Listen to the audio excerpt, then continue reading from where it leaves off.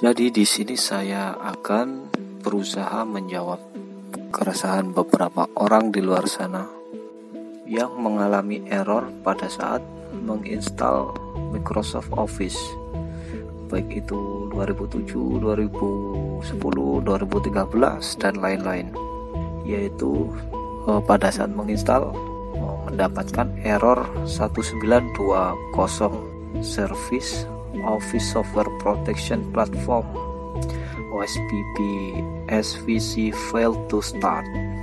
Setelah mencoba beberapa tutorial di internet, semua saya coba, namun baru menemukan solusinya sekarang ini.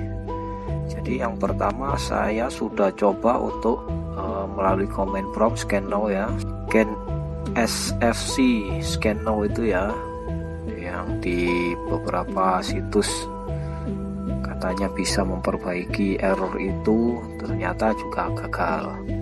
Lalu antivirus katanya dimatikan dulu pada saat menginstal, juga gagal. Login as administrator juga gagal. Pakai software Advanced Repair Tools Pro juga tidak bisa.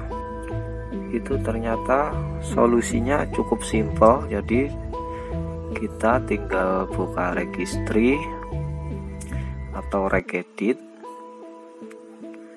lalu kemudian klik hotkey local machine,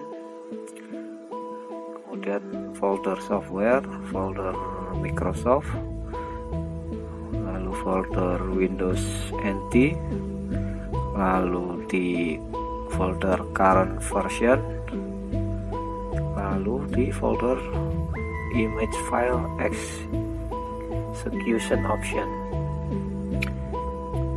Nah, di situ ada folder namanya OSPP svc.exe.